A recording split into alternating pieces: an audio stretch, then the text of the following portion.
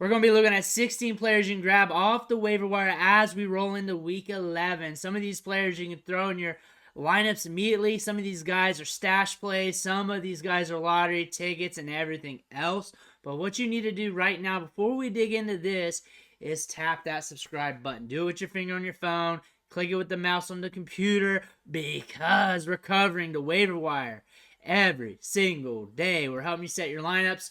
We're helping you win your trades. We're helping you with your dynasty leagues.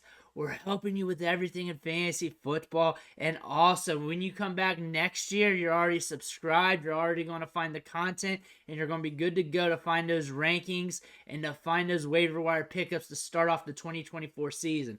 Plus, Ric Flair and Anderson Silva's watching. Do not disappoint them. Let's dig in to these waiver wire players, and we see Keaton Mitchell. We don't talk about Keaton Mitchell enough around these parts. We sure don't, but he's very explosive.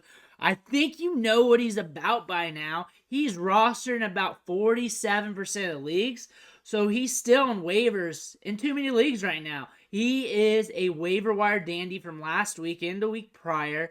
He's a home run hitter, and he's a guy that's a lottery ticket every week now that could go off and that you can cash in. Sure, he's not seen a ton of touches. 12 rushing attempts, 2 catches, but still, it takes 1 touch, and he'll make your week, and that's all it takes. And he's going to be earning more touches as we get further into the season because look what he's doing right now. They're not going to hold him back much longer if he keeps doing this because you can't. He's making his presence felt. That's why he got a 3-year contract. 14 touches in 2 games, 31.3% opportunity share, has been balling out, should not be on waivers anymore. Just get him as a lottery ticket, even if you're sus on him. Demario Douglas here. Last 3 games, 7.7 targets per game, 23.7% target share. When it comes to wide receivers on waivers, if they're getting a 20% target share or higher, just pick them up and just play the matchups with them to see what happens because they're getting targeted enough in the offense where they could go off in the right matchup. He may not hit top tier upside due to his air yards not being immense, seeing that he's getting 50 a game, but still he's getting enough volume where he can help you out in a pinch, where he can get you by for that week. Also, he has a week 11 bye, so you may not be looking at him for this week. You may be looking at him for the future, but the targets are there. He's also running a lot of routes, so there's a wide receiver you can look at. Pat Freiermuth's going to be back pretty soon, maybe this week, maybe next week, but he's going to be eligible to return here in week 11, a streaming option. I would not look at him as a guarantee. I do not look at the Steelers as a team that can produce guaranteed tight ends or any players for fantasy, but still another option to stream at the tight end position going forward. You need to be thinking about him and could be a top waiver wire option at the tight end spot in your league. If the tight end spot is dried up, it could be juicy too, unless a lot of people in your league want to double up or even triple up at the tight end position because we see that in some leagues. Devin Singletary went off last week, 23 fantasy points, 150 rushing yards, got 5 targets as well, and now we got Arizona. If Damen Pierce is in or out, you still gotta want him because the Arizona Cardinals give fantasy points to running backs. He's seen 46 touches in the last 2 games, most of them last week, 83.9 opportunity share. He's earned a right to get some touches, even in limited action. Say Damen Pierce is back, he's going to get some good opportunity against Arizona. If you're hurting at running back and you need to get by and Pierce is in, you roll with him. If Pierce is out, he's a must start. He's definitely a must start because you want to start running backs against the Arizona Cardinals because there's good opportunity for running backs in those matchups. Noah Brown has been going off, and he also has Arizona. Last 3 games, 73.2% snap share, 6.3 targets per game, and 18.8% target share, 30 routes per game, 20.1 PPR fantasy points per game, but the last 2 games has been going bonkers with over 50 fantasy points. That's where he's getting most of his work, most of his production here, with 153 yards in Week 9 against Tampa Bay and 172 in Week 10 against Cincinnati. And we have another matchup that could be very favorable for him. Again, CJ Stroud's that dog. He does not care about the wide receivers, meaning he will not lock onto a guy. If you're open, you're open. Doesn't matter who your name is, what you look like, how good you are, fat, slow, skinny, whatever. He'll throw it to you if you're there. He'll throw it to you, and that's good for a guy like Noah Brown, those ancillary wide receivers. If they're doing their thing, they're getting open, if they're running routes, they're going to get their opportunities. Again, he's on waivers for a reason right now because nobody was expecting this, but he's getting volume. He's scoring points, and I expect volatility because that should be natural with the other wide receivers in this offense like Tank Dell who are getting some work. But since he's running routes in this offense, I look for any wide receiver who is on the field here for the Texans to get them some here soon. Luke Musgrave, another tight end to look at, and it really depends on how tight end is valued in your league, but he could be a guy sitting there on waivers. He's got a 10.1 average depth of target in his last 3 games, and he scored a fair amount of fantasy points in week 9, 14.1 against the Rams. Very volatile tight end, like most tight ends there, but if you're looking for somebody to play the matchups with, look at Luke Musgrave as he's getting some targets here and there, and they're deeper nonetheless, so that means he can have some splash weeks for you. Ty Chandler stepping into this role here if Alexander Madison is out. If not, he's still a top-tier handcuff with Cam Akers gone. He's got 4.3 speed. He's in a fast-paced offense.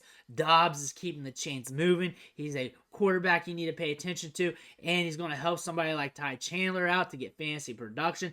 Wasn't super efficient last week, but he had 15 carries for 45 yards. And just like Keaton Mitchell, he has speed to burn. If the defense in front of him misses an assignment, he could house it on any given play. So even with sharing the field with Madison, he could be a home run threat in fantasy.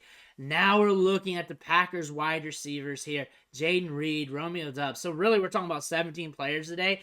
But I like to talk about these Packers wide receivers as a whole. Here's Dobbs stats right here, and they're very similar to Reed's. And the thing is, these wide receivers are a carousel. They take their turn. One's going to hit, one's going to be mid, one's not going to get there, and they'll just flip and flop with the matchup.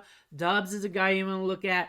Reed is a guy you want to look at. If you need a wide receiver to play with in your lineup, maybe one of these Packers wide receivers can get the job for you because one of them's going to hit double-digit PPR fantasy points. You don't know which one. It's really where the targets go, but it's a good Russian roulette to play for fantasy here. Joshua Dobbs here. Rushing production for days with the Vikings here. 110 yards last 2 weeks, which is something you want because you got the Konami code that's helping you out there. 7.3 ADOT, not super deep, but he's been efficient. He's getting you fantasy production. 28 fantasy points against the Falcons, 27 against the Saints last week. He's a guy to look at if the quarterback position is hurting on waivers. Justin Jefferson is coming back soon. This team identifies as a fast-paced offense that likes to sling it. Last year, they were 4th in pace. This year, they're still in the top 10 range. So the Vikings here want to move the football fast. That could help Dobbs out also in fantasy production. 32 attempts per game is pretty solid considering he's only been with the team for a little bit. Now we're looking at Zach Charbonnet. He outsnapped Kenneth Walker 3 weeks in a row. As these running backs are situational right now, he's used more in the passing game. So if the Seattle Seahawks have a passing game script here or they're behind, you're going to see Zach Charbonnet get used a little bit more. Having a 34.3% opportunity share, 22.7 routes per game in the passing department, and 2.7 targets per game. With that workload, that could equate to some fantasy production. Last week, in a game where they needed to throw the ball, 10.2 PPR fantasy points as he was used on the ground, 44 rushing yards, and got targeted 5 times. Quentin Johnston is that lottery ticket wide receiver that we might cash in soon, but he has been productive here as he's been inching up the workload here. Josh Palmer is on IR. That's opening up opportunities for him, but he's seeing more snaps per game. He's seeing more routes per game. Last week, we got 13.4 PPR fantasy points. Week prior, just 3 against the Jets, but the week before that is 10. So we're starting to get some stability here in production. Might get more as he gets developed into the system here, but last 3 games, 78.9% snap share, 81.5% route participation rate, 9 fantasy points per game. So he's an upside play who's getting some workload for the rest of the season. Rico Gathers is a running back you need stashed in a lot of leagues because if something happens to Tony Pollard, there's a 60.8% opportunity share. that's got to go somewhere. And Rico Gathers showed us last week in a matchup that was gross against the Giants. We can all say that. To show us 13.9 PPR fantasy points, 79 rushing yards. He's good between the tackles. He's a smooth operator, decent running back, can hold it down for any NFL team for the short term. A good handcuff to get here in fantasy football, if not one of the top handcuffs in the league. Tyler Boyd is another wide receiver to look at for week 11. In week 10, he saw 12 targets and a 30.8% target share.